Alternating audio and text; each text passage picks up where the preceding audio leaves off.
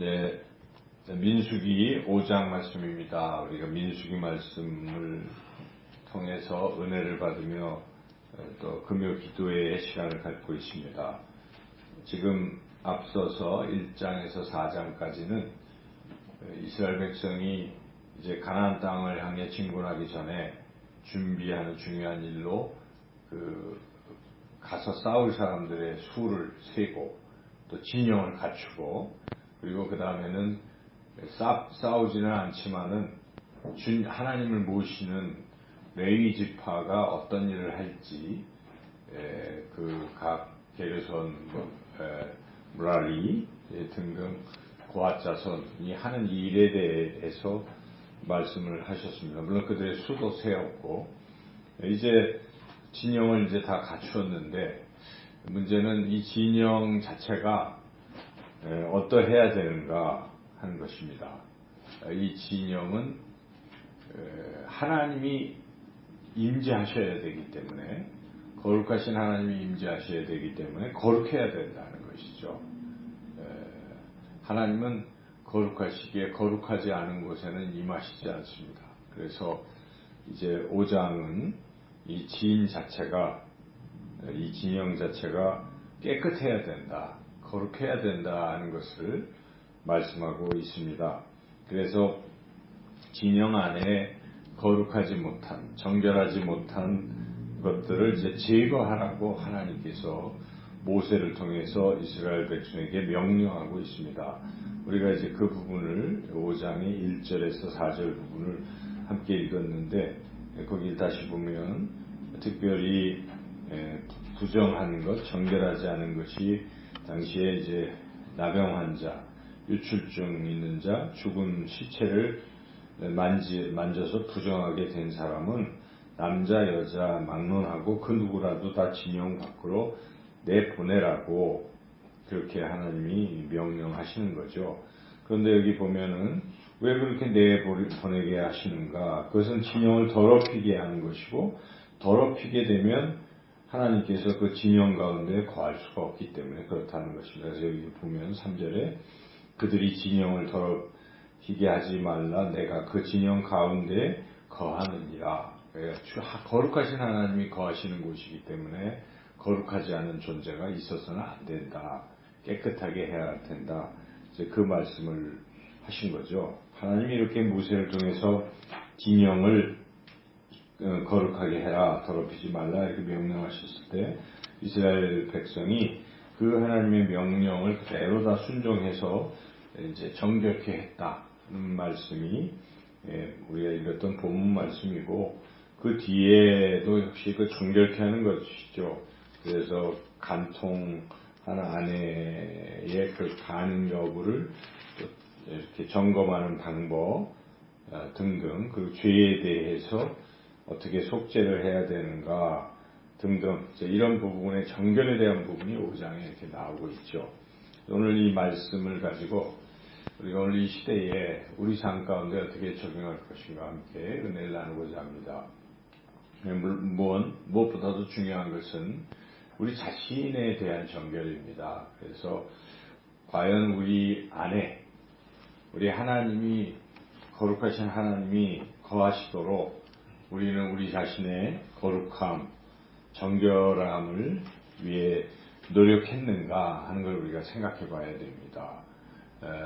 신약 성경에도 너희가 하나님의 성전인 것, 전인 것을 모르느냐 그런 말씀이 있지 않습니까? 그래서 우리 자신이 하나님이 우리 안에 거하신다는 것을 잊지 말고 우리 자신이 항상 정결해야 되고 거룩해야 된다는 것입니다. 그래서 하나님의 우리가 특별히 쓰임받는 그릇이 되기를 원한다면 가장 중요한 것이 무엇입니까? 하나님께서 귀히 쓰시는 그릇은 깨끗한 그릇이다. 그렇게 디모데 후서에 말씀하지 않습니까? 뭐 여러 가지 비싼 그릇 뭐 그런 게 아니라 속이 깨끗해야 된다. 그러면 쓰임 받을 수 있다. 그래서 거룩해야 된다고 말씀하고 있습니다. 그리고 또 우리가 왜 거룩해야 되는가? 예수님이 거룩하신 예수님께서 우리의 모범이 되시는 것이고 결국은 우리가 예수님과 같이 됩니다. 나중에 예수님이 재림하시면 우리가 부활할 텐데 그 부활체의 완전함은 곧 예수님과 같이 된다는 뜻이죠. 그래서 사도 요한은 우리가 예수님과 같은 그런 존재가 된다라는 것을 말씀하고 있는데 이런 말씀이 있습니다. 요한일서 3장 2절에 그가 나타나시면 우리가 그와 같을 줄을 아는 것은 그의 참모습 그대로 볼 것이기 때문이요 주를 향하여 이 소망을 가진 자마다 그의 깨끗하심과 같이 자기를 깨끗하게 하느니라. 그래서 우리는 그와 같이 된다. 예수님과 같이 된다는 거예요. 장래에 최종적으로. 그래서 이런 소망을 가진 사람마다 살아가는 삶에 있어서 내가 주님과 같이 거룩한 존재, 깨끗한 존재가 될 것이라는 생각을 갖기 때문에 항상 자기를 깨끗하게 하려고 성화의 길을 걷고 거룩에 힘쓰게 된다는 것입니다.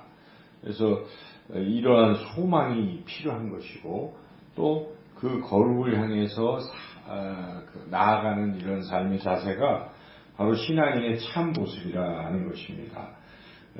그리고 예수님을 우리가 생각해 보면 예수님의 그 사역을 생각해 보면 예수님이 가장 싫어한 것이 무엇이었는가 우리가 생각해 보면 예수님은 바리새인을 싫어하셨는데 그 바리새인의 특징이 무엇입니까?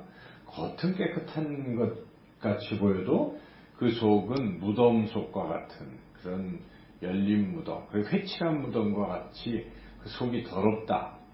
그래서 겉과 속이 다른 것의 그 외식에 대해서, 위선에 대해서 예수님은 아주 질타하셨습니다. 그것은 그 속이 더럽기 때문에 그렇다는 것이죠. 그래서 속이 깨끗해야 됨을 강조하신 거라고 우리가 볼 수가 있죠. 그래서 우리가 이렇게 거룩해야 되는 건 너무나 당연한 것이고 무엇보다 오늘 말씀 통해서 우리가 깨달을 수 있는 대로 3절의 말씀대로 이 진영을 더럽히지 않게 하는 이유는 그 진영 가운데에 하나님이 거하시기 때문에 우리 안에 살아계신 하나님, 성부, 성자, 성령, 삼위 하나님께서 거룩하신 하나님께서 거하시기 때문에 우리는 항상 거룩해야 되고 거룩을 향해 나아가야 된다는 것이죠. 사도 바울은 고린도 교회를 향해서 이렇게 권면합니다. 고린도후서 7장 1절 그런즉 사랑하는 자들아 이 약속을 가진 우리는 하나님을 두려워하는 가운데서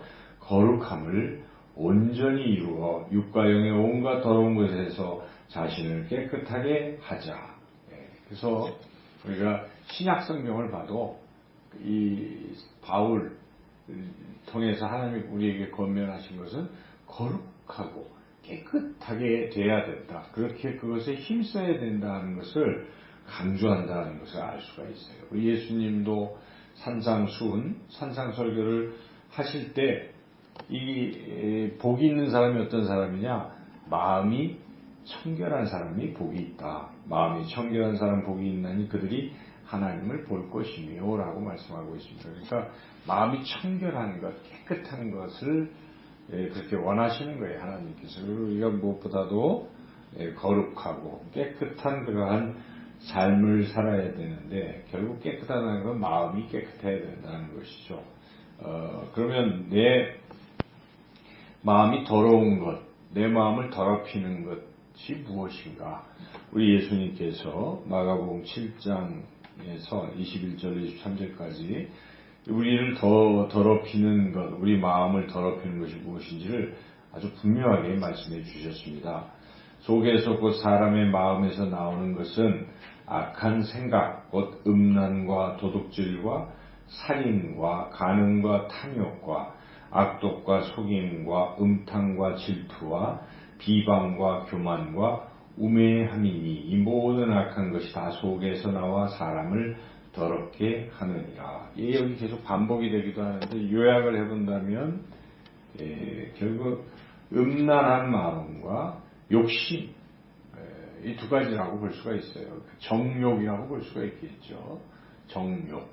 그러한 그게 아주 큰 우리를 더럽히는 것이고 그리고 그 안에 또 막 남을 비방하고 하는 또 질투하는 미운 마음, 미워하는 마음, 다투는 이런 마음, 분내는 마음, 자, 이런 것들. 그리고 그것의 근본 핵심은 역시 교만으로부터 시작된 거죠. 그래서 교만한 마음, 남과 다투려는 마음, 비난하는 것, 또 이런 음란한 것, 욕심. 자, 이런 것이 자신을 더럽힌다는 것입니다. 그래서 이런 것들을 우리가 제거해야 된다는 것이죠.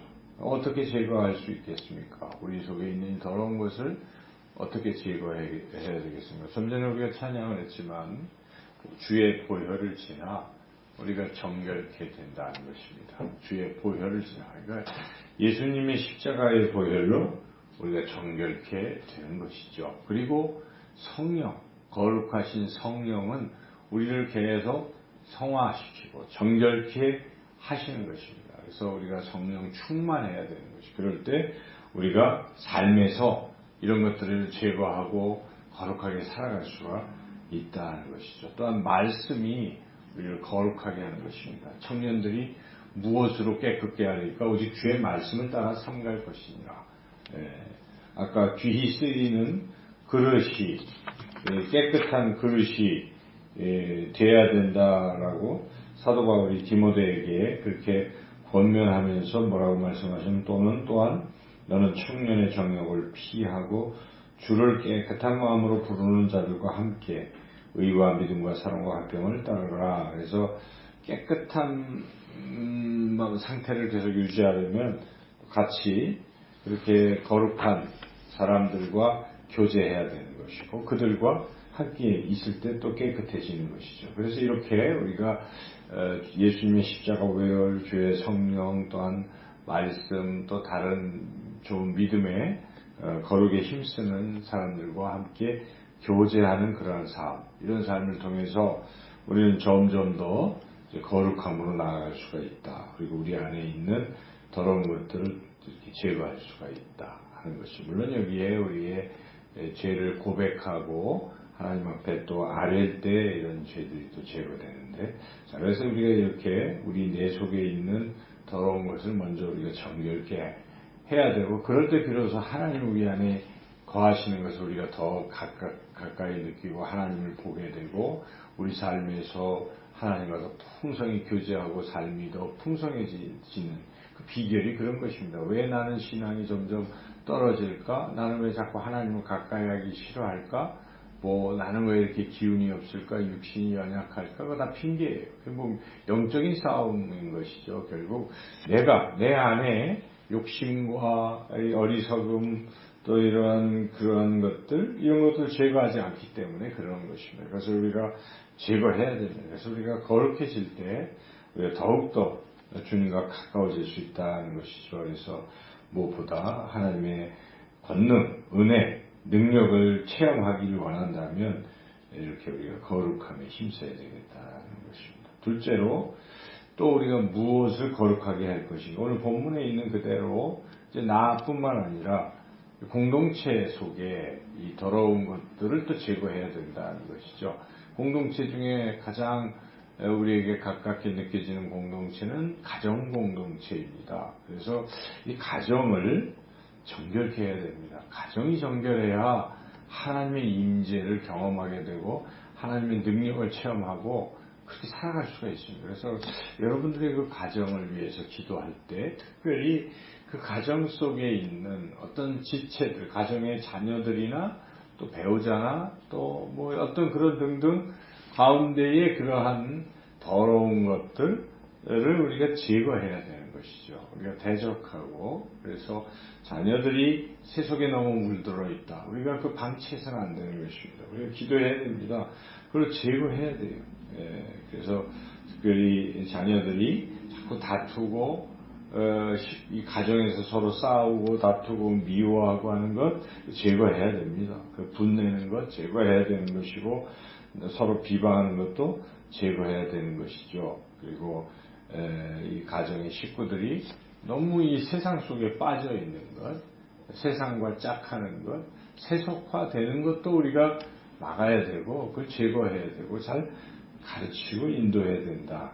그래야 이 가정이 정말 하나님의 붙들려서 하나님의 은혜를 경험하고 살게 된다는 것이죠. 우리가 그렇게 소문을 듣거나 또 아는 사람들 보면은 정말 믿음의 가정들이 있지 않습니까? 얼마나 아름답습니까? 그 가정이 온전히 하나님을 경외하고 온 식구들이 하나도 빠짐없이 함께 하나가 돼서 하는 그런 모습을 볼 때 참 좋잖아요. 근데 과연 하나님은 그 가정을 얼마나 축복하십니까? 우리가 듣지 않습니까? 그 가정 하나님 정말 축복하신다는 것이죠. 그래서 우리가 이 가정의 거룩함을 위해서 혹시나 더러워진 부분들이 있다면 잘 또 우리가 깨닫고 또 제거하고 나가야 되겠습니다. 세 번째로 중요한 것은 이제 교회 공동체입니다. 교회 공동체의 거룩함이 굉장히 중요한 거죠. 물론 교회는 거룩한 성도들의 모임이기 때문에 교회 자체가 주님이 임재하고 성령을 통해서 거룩한 공동체임에 틀림없습니다. 그러나 실질적으로 그 거룩함이 계속 유지되는 것이 아니라 때로는 거룩함이 파괴될 수가 있다는 것이죠. 그래서 그런 순간순간을 맞이할 때 그냥 그대로 방치해서는 안 된다는 것입니다. 우리는 성경 말씀을 통해 그런 거 많이 알 수 있지 않습니까? 아간, 그 죄 때문에 여리고성 후에 그 전투에서 얻은 것을 그가 욕심을 부리는 바람에 그 다음 아이성 전투에서 패배하고 그때 그 아간의 죄를 정죄했을 때 다시 한번 또 승리하고 나아갔다고 우리가 알 수가 있죠. 구약만 그런 것이 아니라 신약 성경을 봐도 이제 우리가 사도행전 우리가 5장 보지 않았습니까? 그때 어떤 얘기가 있었습니까? 교회가 이제 막 태동했는데 서로 유무상통하고 성도들 간에 서로 네것네것 없이 다 공동재산으로 같이 생활하는 그런 가운데에 사람들이 너도 나도 자기가 가진 재산을 다 내놓고 이러고 있는데 바나바도 다 내놓고 이러고 있는데 아나니아와 삽비라는 그 중에 얼마를 욕심을 내고 내놓는 척하고 속이면서 감췄을 때 그때 성령을 속이느냐 하나님을 속이느냐 하고 베드로가 아주 준엄하게 꾸짖고 그러는 가운데에 그 부부가 다 죽임을 당했죠. 너무 좀 그렇지 않느냐 하는 생각도 들지만 그런데 그것은 계속 이것이 그대로 누룩처럼 그대로 존재하면 번져서 이 초대교회 공동체의 거룩성을 상실할 수 있기 때문에 제거된 것입니다. 그래서 앞서서 아간 또 이 아나니와 삽비라 서로 이게 다 연결점이 있지 않습니까? 하나님 원하시는 것은 교회 공동체, 하나님의 백성 공동체가 거룩하기를 원하신다는 걸 굉장히 우리가 유념해야 됩니다. 고린도 전서 후서 볼 때 특별히 고린도 전서를 보면 고린도 교회의 그 잘못된 모습들이 많은데 그것을 사도 바울이 방치하지 않았습니다.